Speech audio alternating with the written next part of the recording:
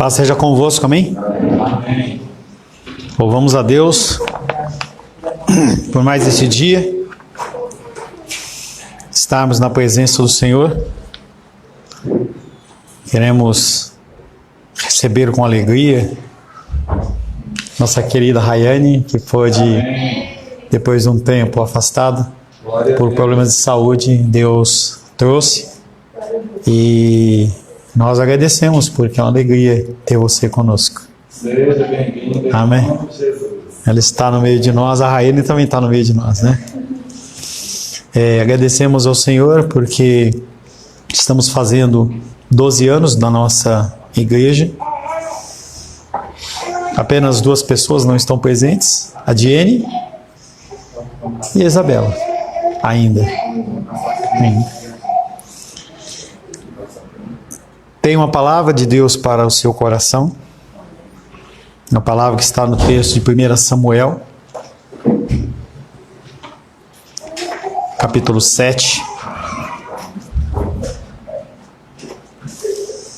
1 Samuel, capítulo 7.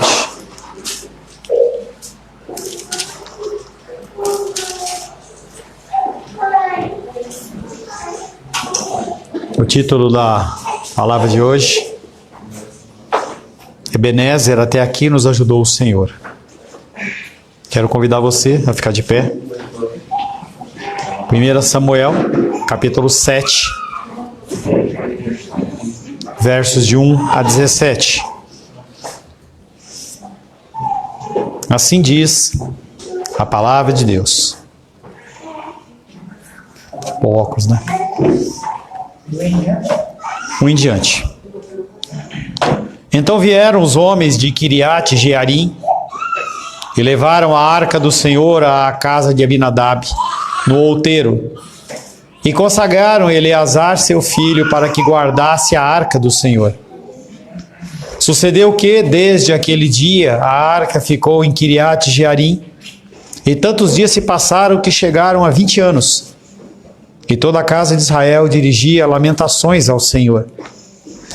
Falou Samuel a toda a casa de Israel, dizendo: se é de todo o vosso coração que voltais ao Senhor, tirai dentre vós os deuses estranhos e os astarotes, e preparai o coração ao Senhor, e servi a Ele só, e Ele vos livrará das mãos dos filisteus.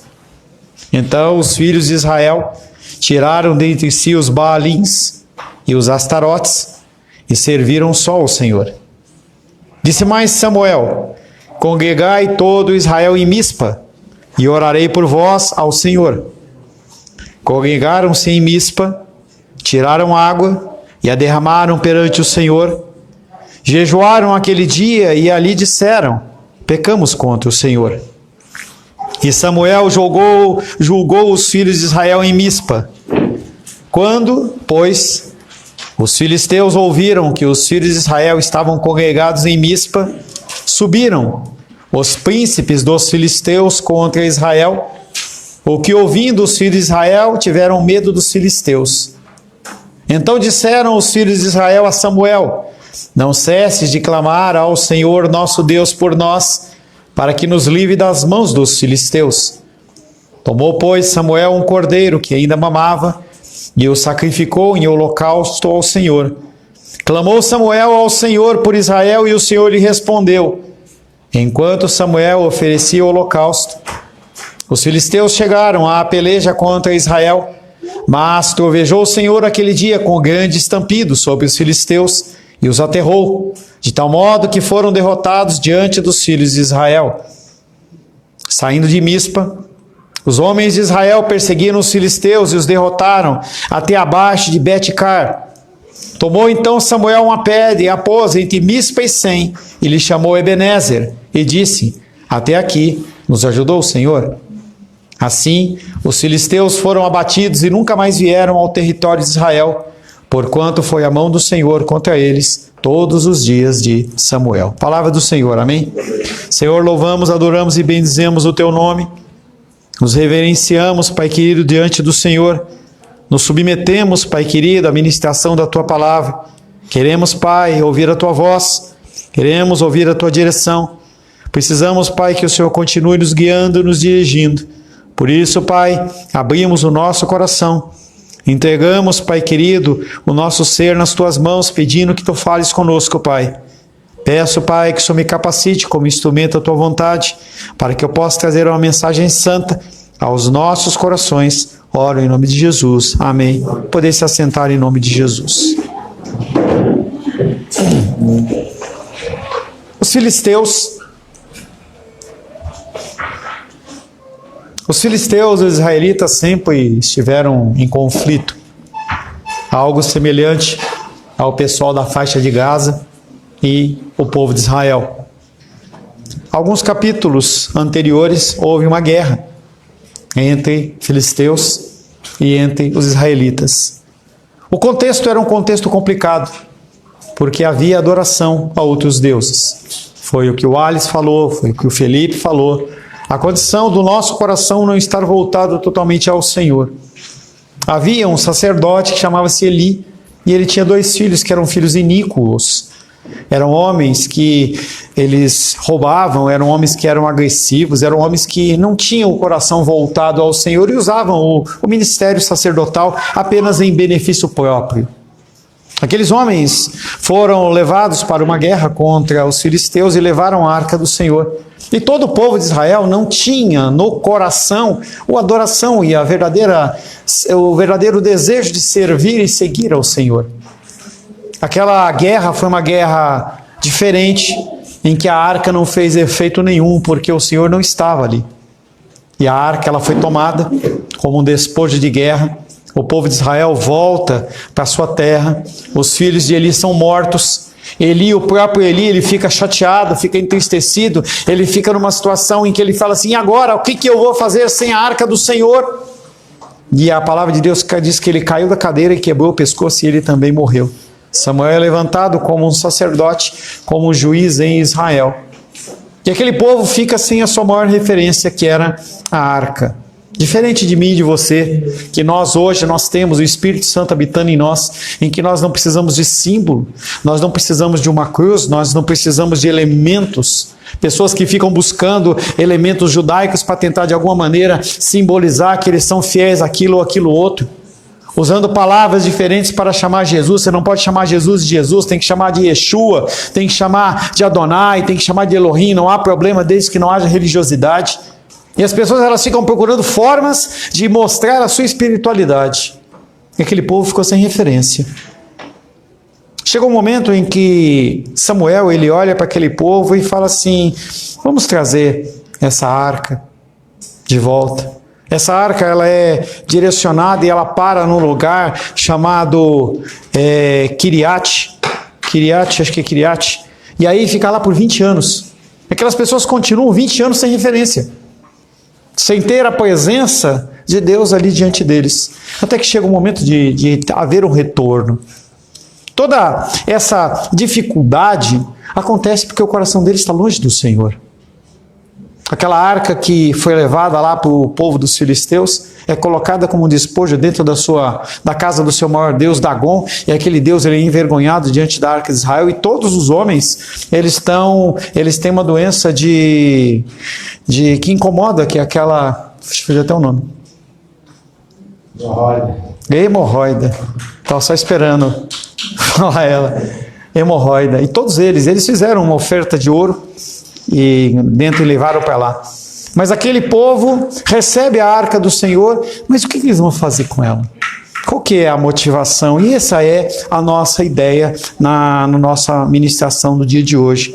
Os primeiros 2 versículos que nós vamos ministrar são os versos 5 e 6, que dizem assim: disse mais Samuel: congregai todo Israel em Mispa, não apenas um, não apenas 2, não apenas os sacerdotes, não apenas os ricos, não apenas os pobres, mas todo o Israel em Mispa, e orarei por vós ao Senhor. E aqueles homens atenderam à oração, congregaram-se em Mispa, tiraram água e a derramaram perante o Senhor, jejuaram aquele dia e ali disseram: pecamos contra o Senhor. E Samuel julgou os filhos de Israel em Mispa. O dia da confissão. Aqueles homens e mulheres, eles reconhecem que eles são pecadores.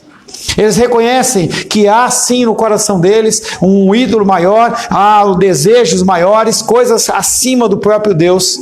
E aí eles se confessam, eles se juntam ali em Mispa para poderem completar todo o trabalho que Samuel estava plantou durante todos aqueles 20 anos. Foi um tempo de preparação em que nós temos que entender que cada um de nós, como o povo de Israel, precisa de um tempo para evoluir, mas nós temos que evoluir. Você não pode ficar na mesma condição. A situação sua financeira, econômica, social, de educação, não pode ficar igual. A sua situação cristã, ela não pode ficar a mesma. Você tem que olhar para trás e ver, poxa, tem alguma mudança na minha vida. E esse incômodo, é um incômodo que nasce do Espírito. Acho que era agora às 6 horas, 10 para 6 mais ou menos, tocou o telefone, o Rainer ligando para mim, talvez ele esteja assistindo, e ele fala para mim, pastor, eu estou me sentindo incomodado. Quero conversar. Eu falei assim, não agora, mas a gente senta e conversa. Eu falo, isso é uma coisa boa. Você se sentir incomodado, que foi algo que o Alice falou, você se sentir atribulado, é algo bom no sentido de mover o seu coração. Essa condição de que está tudo bem, está tudo certo, não há nenhum tipo de problema, não é o quadro de um cristão, que é totalmente diferente do que as igrejas têm falado por aí. Igrejas que não são igrejas. Com algumas igrejas dentro do Brasil, nós fazemos parte de um grupo chamado Remanescentes. Pessoas que, apesar de quererem uma boa vida, apesar de quererem uma prosperidade, apesar de quererem sentir e ter coisas boas na vida, nós entendemos que é algo melhor, muito melhor, mais longe, em que vale a pena nós nos dedicarmos em relação a isso. Mispa ficava no território de Benjamim e era a primeira cidade murada, fortificada que havia naquela região. Eles tiraram água e a derramaram perante o Senhor como um símbolo da limpeza da culpa do povo, em favor da qual Samuel orara. Eles executaram algo, uma ação. Mesmo que o derramar de água seja uma coisa aparentemente superficial, eles tomaram uma posição e fizeram algo.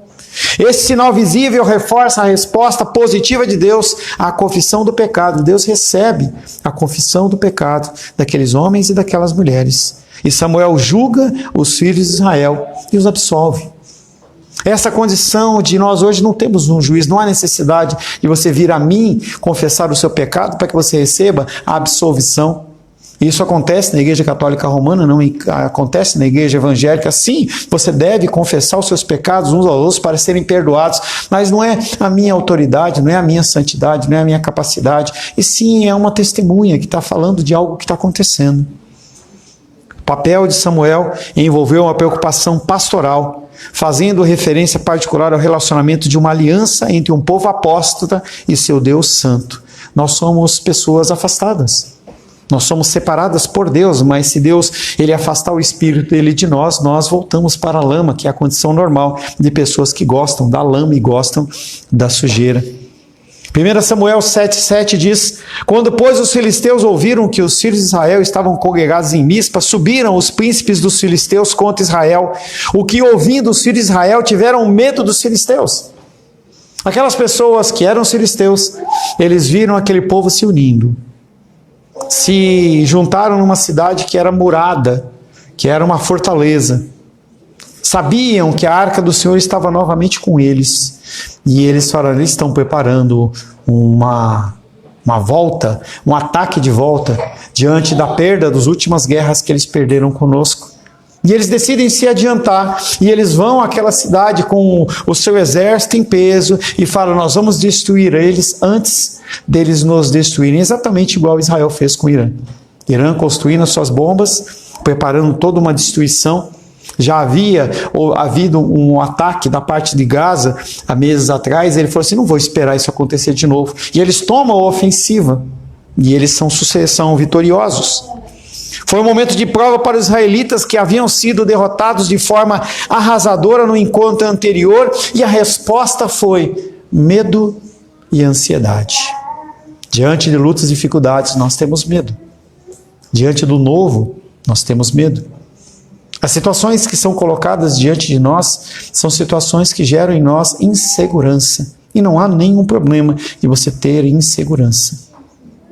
Só que a resposta daqueles homens não foi continuar com medo.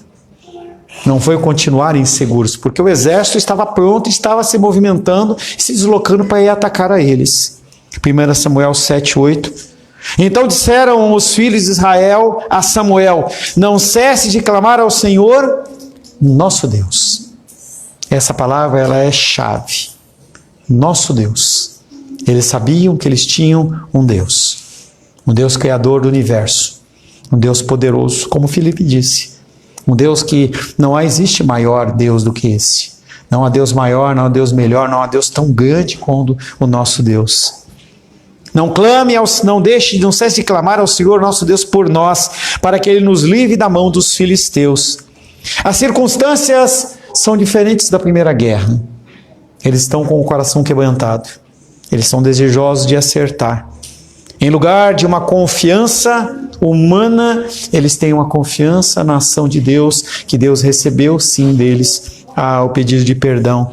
Deus, Ele é aquele que tem poder para salvá-los dos inimigos. Deus é o único que pode nos salvar dos nossos inimigos. Amém. Há uma combinação de dois pensamentos nessa história. Primeiro, ele olha falando: não cesses de clamar por nós, expressando a dependência e o apoio de Samuel, mas na verdade a dependência era totalmente de Deus. Eles não confiavam necessariamente em Samuel. Algumas vezes você também vem a mim pensando que eu sou uma pessoa mais espiritual que você, e eu não sou, eu sou a mesma coisa que você, mas às vezes você precisa de um tipo de apoio, como se alguém colocasse para você uma rodinha. Eu lembro que quando eu ensinava a minha filha para andar de bicicleta, colocava 2 rodinhas, depois uma rodinha, depois eu saía correndo atrás dela, até que ela aprendeu a andar de bicicleta sozinha. 1 Samuel capítulo 7, versos 9, 10 e 11 diz: tomou, pois, Samuel um cordeiro, que era o símbolo da figura de Cristo, que ainda mamava, e o sacrificou em holocausto ao Senhor. Clamou Samuel ao Senhor por Israel, e o Senhor lhe respondeu. Enquanto Samuel oferecia o holocausto, os filisteus chegaram à peleja contra Israel.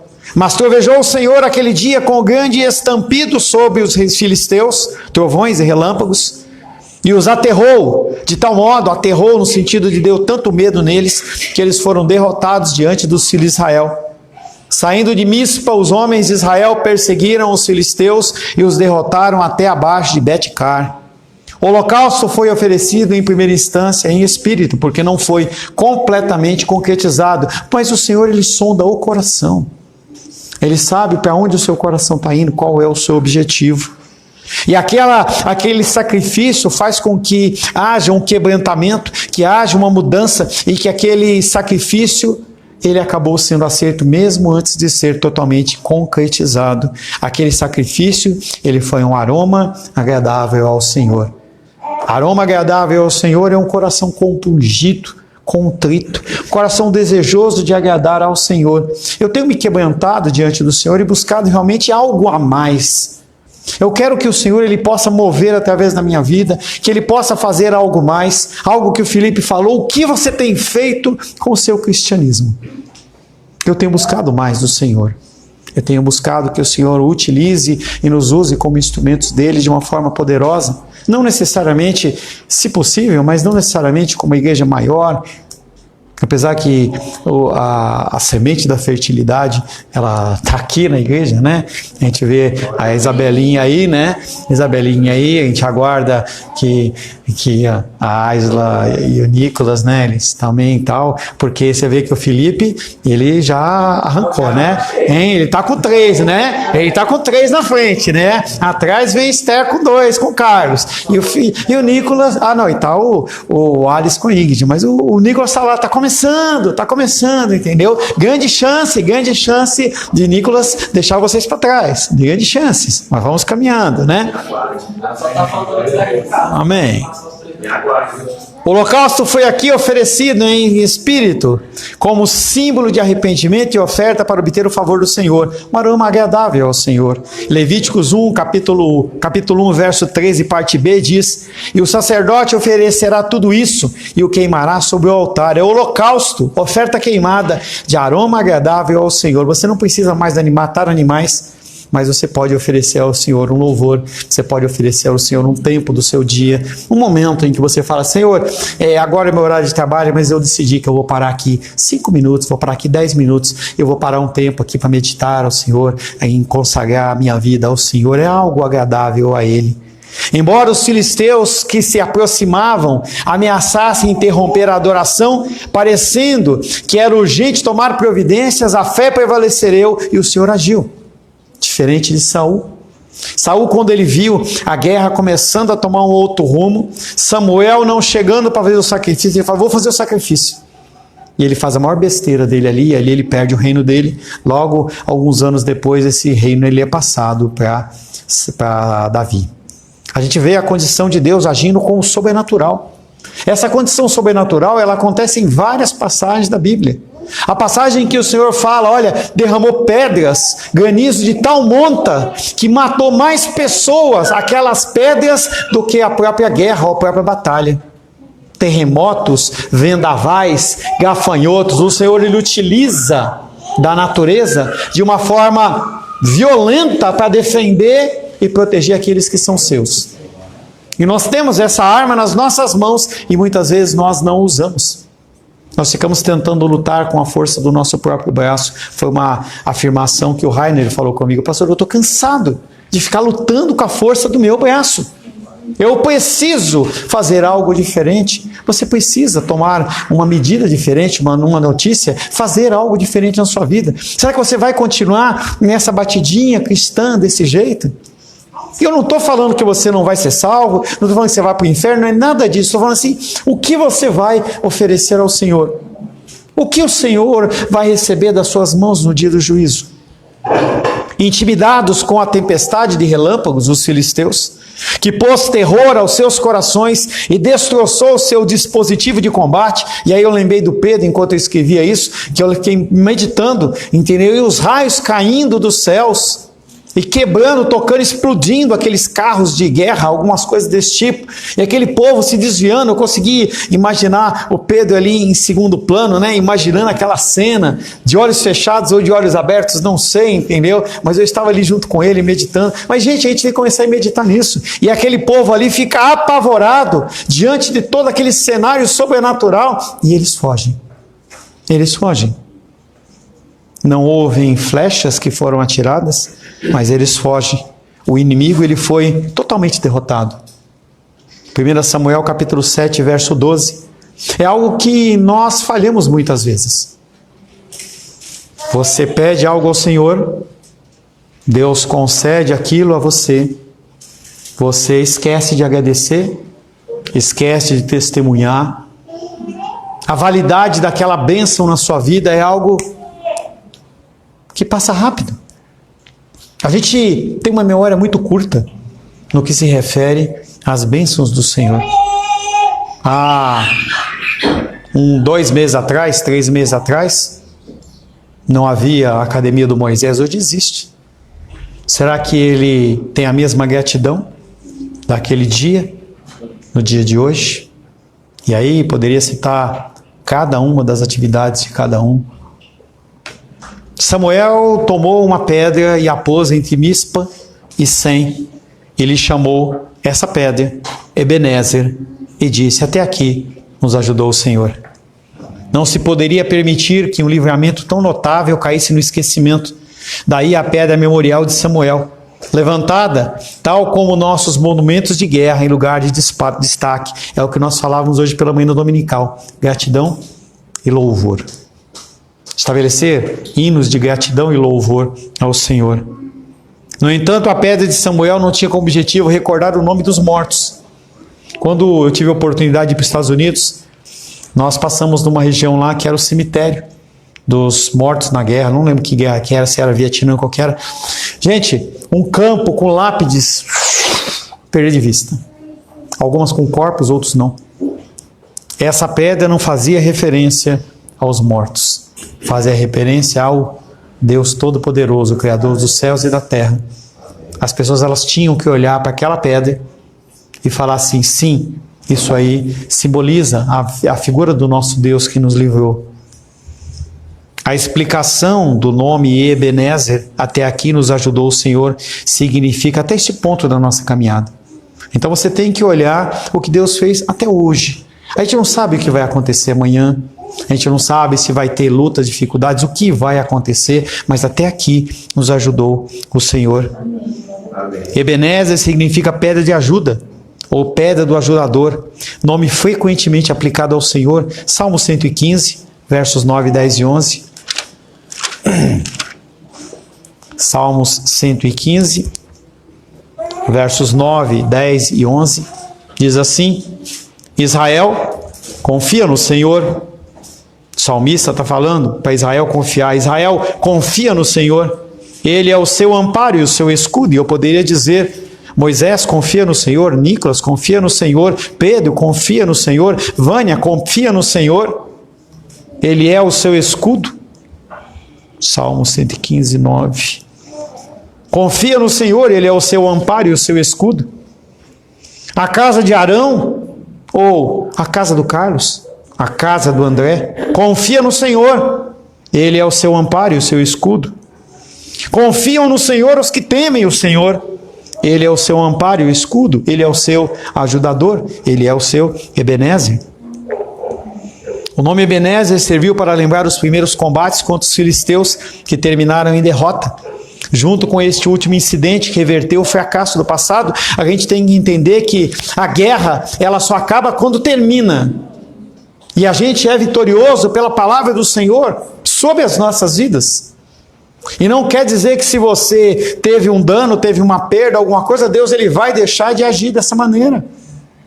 Essa semana a gente teve aí uma pequena perda aí, o celular da Rô se extraviou. A gente vai ter que comprar uma outra. Eu tenho que entender que tem algum motivo, tem que ter um propósito e que Deus ele vai dar um jeito. E a Rô estava lá toda sentida, eu falei, não se preocupa com isso, a gente vai fazer. E eu falava para ela assim, a sua parte é a sua parte, a minha parte é a minha parte. Nós como homens temos que ser os provedores, nós temos que ser os mantenedores. E as mulheres têm que fazer a parte delas, e o homem tem que fazer a parte dele. A nossa função, a função pastoral, é uma função mantenedora, é uma função de cuidado, como era a função de Samuel aqui, mostrando para aqueles povos que tinha que se olhar para a figura de Deus como o grande Deus, o grande rei, e não aquele que iria permitir que o povo fosse totalmente envergonhado.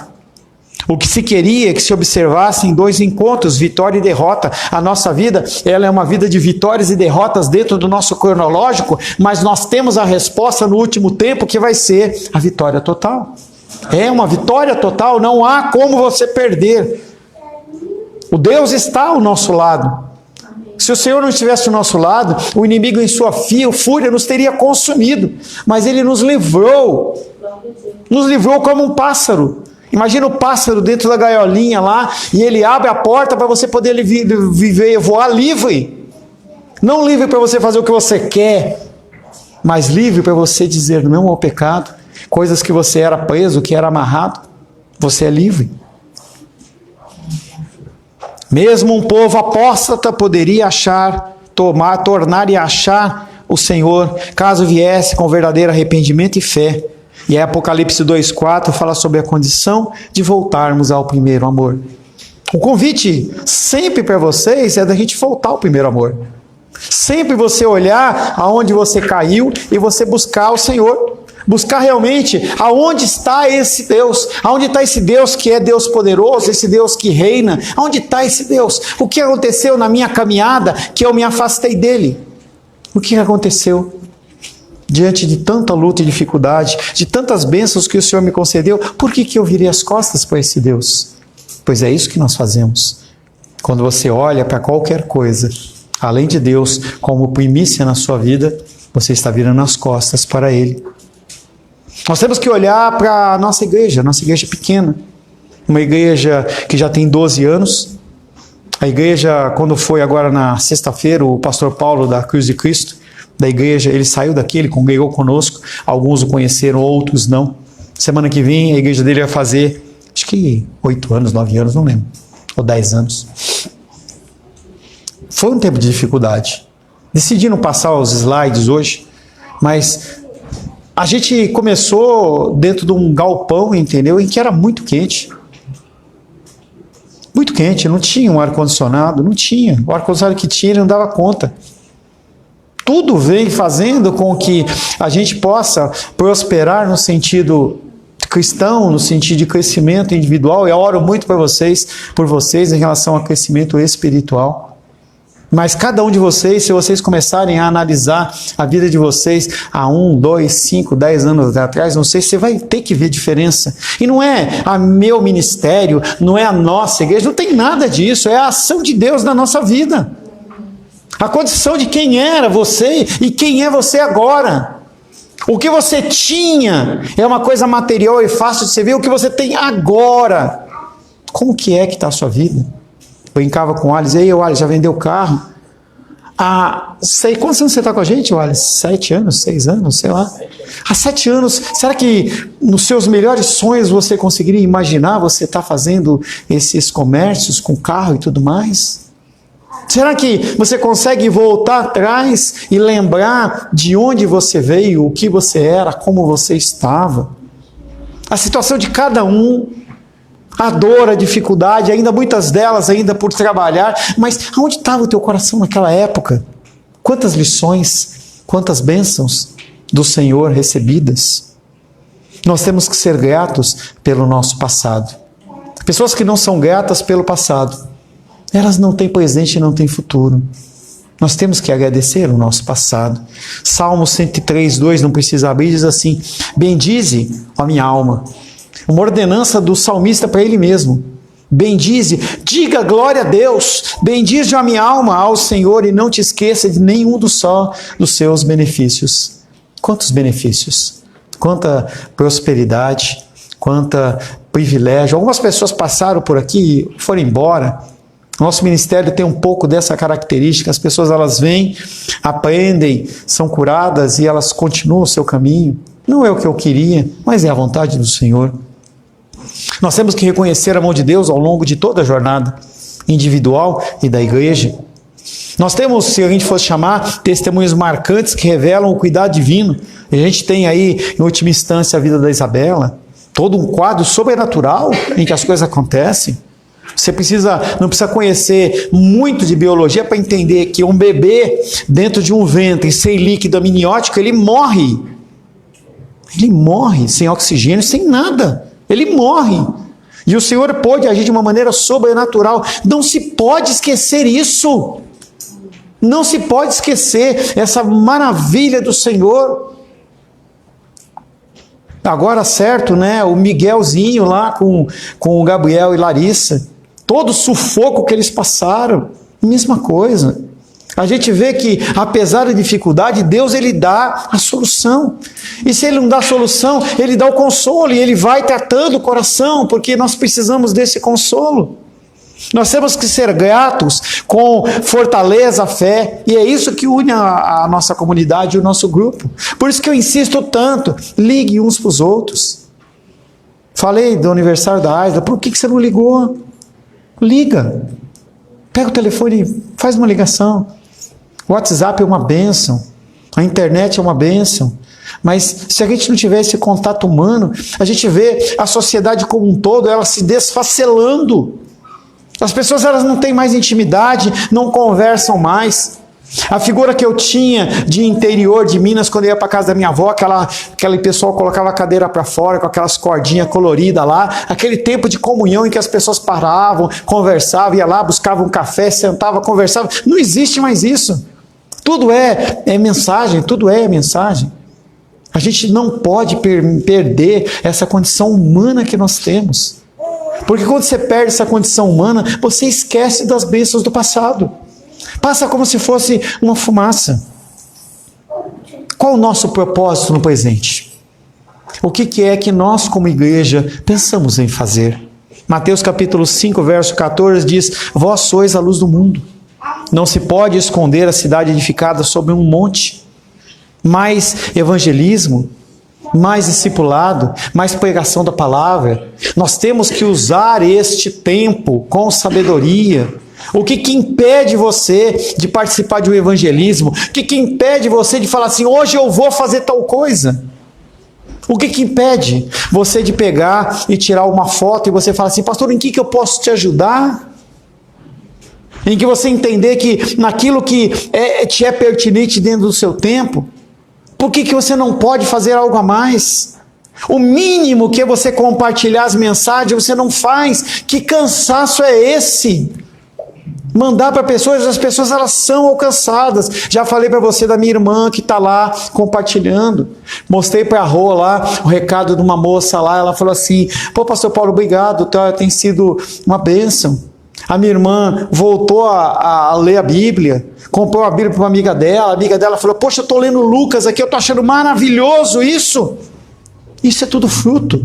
Isso poderia ser mais. Simplesmente quando você receber lá a mensagenzinha, seja do Glorify, seja do discipulado, seja do culto, pegue e encaminha. Olha, eu vou encaminhar para tal pessoa. Ore ao Senhor e fale, Senhor, para quem o Senhor quer que eu mande? Não é criar uma lista e mandar revelia, não. Para quem o Senhor quer que eu mande, Pai?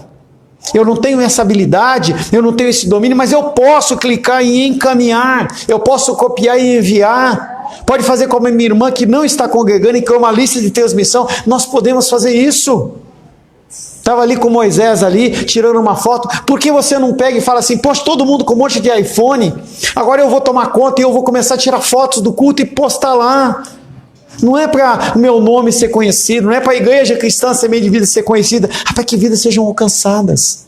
Qual é o propósito da nossa igreja no presente? Como a nossa igreja tem sido relevante hoje? Será que nós temos pregado a palavra? Será que você, dentro lá dos seus rios de venda, você não pode colocar no meio dos seus rios lá uma palavra, um versículo, alguma coisa? Você acha que isso vai atrapalhar suas vendas? Em última instância, é Deus quem faz todas as coisas. Nós temos que voltar a essa busca de sermos sal da terra e luz do mundo. Os tempos são maus e são cada vez menores, cada vez mais próximo do fim. E uma esperança para o futuro. Filipenses capítulo 1, verso 6. Estou plenamente certo de que aquele que começou a boa obra em vós há de completá-la até o dia de Cristo Jesus. Estava eu em São Paulo com a Rosângela e nós decidimos vir para Brasília para alcançar um povo, para alcançar pessoas. E nós estamos aqui há 12 anos. Alguns mais tempo, outros menos tempo. Nós temos que confiar que Deus quem guia o nosso futuro. Não quer dizer que a gente fica parado. Eu não fico parado. Eu estou sempre buscando do Senhor algo diferente. Tanto na área financeira como na área espiritual, buscando do Senhor. Realmente eu gostaria muito que Deus ele derramasse uma capacitação a mais, uma unção a mais. Mas se Ele derramar, você vai fazer alguma coisa com isso? Será que você não é apenas um fantasma de quem você era no passado? O que você pensa para os próximos anos? O que você pensa na sua vida como um homem de Deus, uma mulher de Deus? O que você pensa de ministério? Será que você não pretende fazer nada na igreja? Ajudar em nada? Você vai continuar sentadinho aí, só, sem fazer nada? Com toda essa força, esse vigor. Hoje de manhã o Nicolas falava assim, eu olho para essa geração e a gente desde pequeno, a gente trabalhava, a gente queria pagar uma conta. Aonde está essa vontade, esse fulgor todo para a obra do Senhor? Aonde está? Será que é só para as coisas materiais que nós temos essa força? O convite que eu faço a vocês é uma renovação espiritual, envolvimento. Buscar realmente de Deus. Não é para me passar trabalho. Eu lembro que lá em São Paulo, uma vez um pastor, eu era pastor auxiliar, e o pastor chegou para mim e disse, pastor, eu tive uma ideia. Eu falei, o que foi? Fazer uma rádio na web. Naquela época não existia essa condição que nós temos hoje, né? Uma rádio na web. Eu falei, legal, né? Aí eu falei para ele assim, faça. Ele falou, não, pastor, eu quero que você faça, eu estou ocupado. Como assim? Eu também tenho as minhas ocupações. Levante ministérios dentro disso aqui. A gente tem a função da ação social, que ela precisa ser incentivada. Não basta eu ficar todo dia falando. Tem que se falar, tem que se fazer. O louvor tem que se acrescentar, pô, eu quero participar, quero fazer algo. Eu preciso que vocês se movimentem para que a gente possa crescer. Amém. Precisa. tirar uma foto, postar, fazer alguma coisa. Não é possível que você entenda que a sua vida espiritual, ela se limita apenas a você vir aqui, sentar e me ouvir. Não é possível. Aonde estão os ministérios evangelistas? Eu falei isso ano passado e eu volto a falar. Cadê, André, o seu ministério de evangelismo? Cadê? Cadê? Nós temos que renovarmos espiritualmente. Para isso você precisa parar. Para isso você precisa entrar em contato com o Senhor, ouvir dele o que ele quer de você e possa fazer algo para se movimentar. Nossos entes queridos que não conhecem ao Senhor, eles estão por aí. Será que nós vamos esperar que eles faleçam para a gente ir chorar diante do túmulo para fazer alguma coisa? Ou nós vamos falar hoje, vamos convidar? Porque se a pessoa morrer hoje sem Cristo, ela vai para o inferno. Isso é a realidade da palavra. O que nós temos feito em relação a isso? Até aqui nos ajudou o Senhor. Mas será que ele precisa deixar de te ajudar para que você desperte? Quero convidar você a louvar ao Senhor com um coração aberto, cheio de memória, cheio de gratidão, cheio de esperança. Que os hinos que são entoados aqui sejam hinos em que você realmente se quebrante, que você medite no que está sendo cantado, não apenas repita hinos e cante junto. Nós não estamos preocupados com qualidade musical. Nós estamos preocupados que você possa realmente oferecer o seu coração como holocausto diante do Senhor. Quero convidar você a curvar sua cabeça. Eu redigi uma oração aqui. Eu vou lê-la. E quero que você medite em cada coisa que for falada.